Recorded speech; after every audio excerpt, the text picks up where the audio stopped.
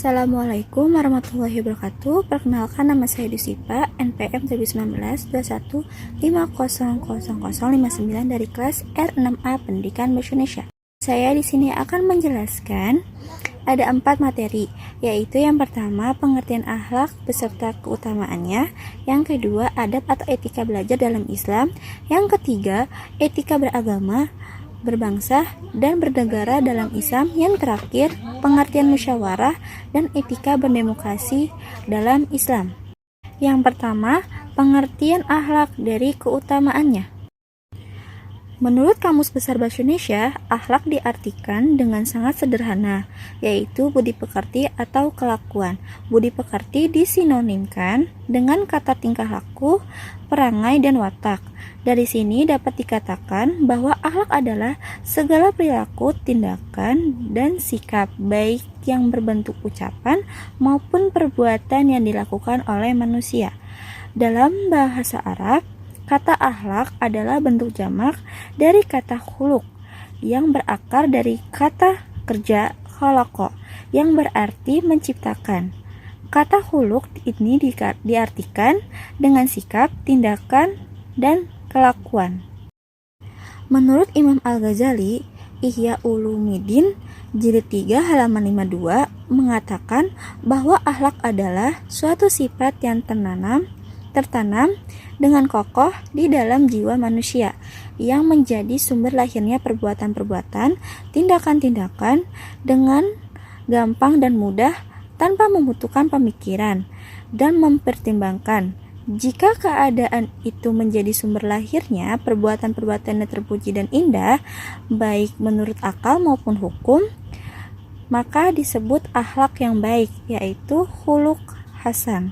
Sebaliknya, jika keadaan itu menjadi sumber lahirnya perbuatan-perbuatan tercela dan kotor, maka ia disebut akhlak yang buruk, yaitu khuluq syai. Jadi, pengertian akhlak di atas menunjukkan bahwa akhlak adalah suatu keadaan yang terdapat di dalam manusia yang melahirkan berbagai macam, yaitu ada sikap, perbuatan, kelakuan, dan tindakan, baik yang terpuji maupun tercela. Akhlak itu berkaitan dengan keadaan jiwa seseorang. Keutamaan akhlak yang baik. Akhlak yang baik memiliki kedudukan sangat penting dalam ajaran Islam. Dalam hadis Nabi Muhammad SAW menjabarkan berbagai keutamaan akhlak yang baik, yaitu sebagai berikut. Yang pertama ada cerminan keimanan, yang kedua ada manusia terbaik adalah yang paling baik akhlaknya, yang ketiga Nabi Muhammad SAW mencintai orang yang berakhlak baik, yang keempat paling berat dalam timbangan kebaikan, yang kelima rumah di surga tertinggi bagi yang berakhlak baik. Yang kedua yaitu adab atau etika belajar dalam Islam. Adab dalam menuntut ilmu. Yang pertama, meluruskan niat ikhlas belajar untuk menuntut ilmu agar lebih dekat dengan Allah Subhanahu wa Ta'ala. Yang kedua, membaca doa sebelum mulai belajar agar Allah Subhanahu wa Ta'ala memudahkan memahami semua yang dipelajari. Yang ketiga, menyimak dengan hikmat penjelasan guru, tidak memotong kecuali dipersilahkan jika belajar dalam kelas. Yang terakhir, membaca doa setelah belajar. Etika dalam menuntut ilmu. Setiap penuntut ilmu merindukan untuk menjadi penuntut yang baik, walaupun tidak selalu diikuti oleh kesediaan dalam menempuh jalan kesuksesan. Sebagaimana setiap penuntut ilmu tidak menginginkan dirinya menjadi atau tergolong sebagaimana penuntut ilmu yang gagal. Berikut beberapa kiat dan jalan menuju kesuksesan dalam menuntut ilmu berdasarkan nas-nas Al-Quran, hadis maupun penjelasan dan contoh dari para ulama. Yang pertama yaitu ikhlas, yang kedua berdoa, yang ketiga bersungguh-sungguh, yang keempat menjauhi dari kemaksiat, yang terakhir tidak malu dan tidak sombong. Yang ketiga yaitu etika beragama, berbangsa, dan bernegara dalam Islam. Secara etimologi, kata etika berasal dari bahasa Yunani yang terdiri dari dua kata yaitu ethos dan etikos. Ethos berarti sifat, watak, kebiasaan, sedangkan etikos berarti susila, keadaban, kelakuan, dan perbuatan yang baik. Secara terminologis, etika adalah ilmu tentang baik buruknya suatu perbuatan manusia, atau dalam kata lain, etika digunakan untuk meninjau perbuatan manusia dari sisi keilmuan. Dalam filsafat, etika disebut sebagai filsafat moral, yaitu studi yang sistematik tentang sifat dasar dari berbagai konsep nilai baik dan buruk, benar dan salah suatu perbuatan manusia. Dalam bahasa Inggris, istilah bangsa dikenal dengan nama nation yang memiliki dua pengertian, yaitu pengertian antropologis dan sosiologis. Pengertian kedua tersebut, bangsa adalah suatu masyarakat yang merupakan suatu persekutuan hidup yang berdiri sendiri dan masing-masing merasa satu kesatuan ras, bahasa, agama, sejarah, dan istiadat.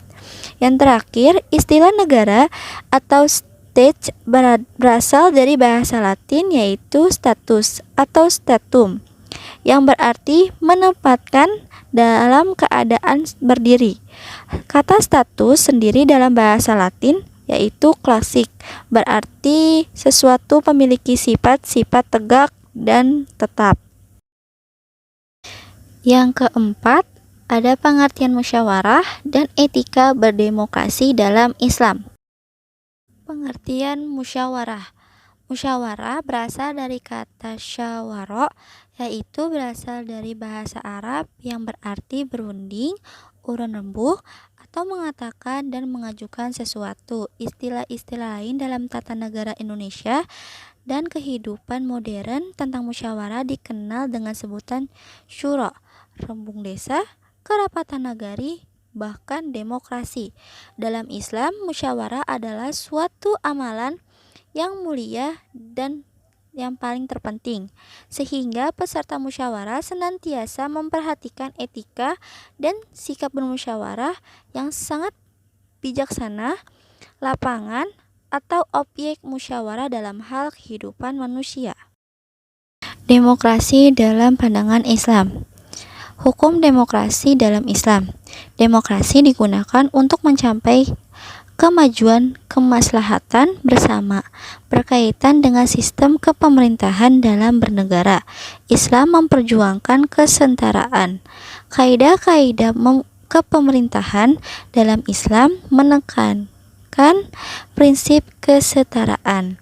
Dalam Al-Quran, surat Al-Hujurat ayat 13, Allah berfirman, "Hai manusia, sesungguhnya kami menciptakan kamu dari seorang laki-laki dan seorang perempuan, dan menjadikan kamu berbangsa-bangsa dan bersuku-suku, supaya kamu saling mengenal.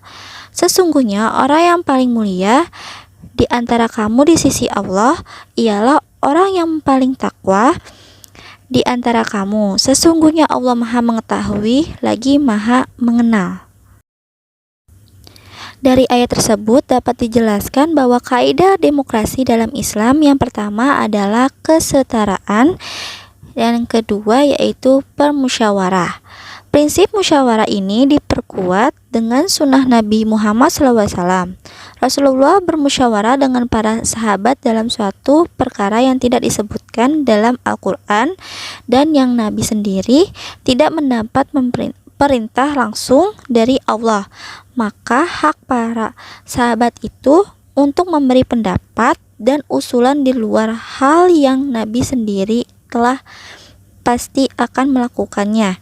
Demokrasi menuntut suatu perubahan sejalan dengan perkembangan kesadaran manusia yang selalu ingin mengadakan perbaikan. Sekian dari penjelasan saya, kurang lebihnya mohon maaf. Wabillahi taufiq hidayat. Wassalamualaikum warahmatullahi wabarakatuh.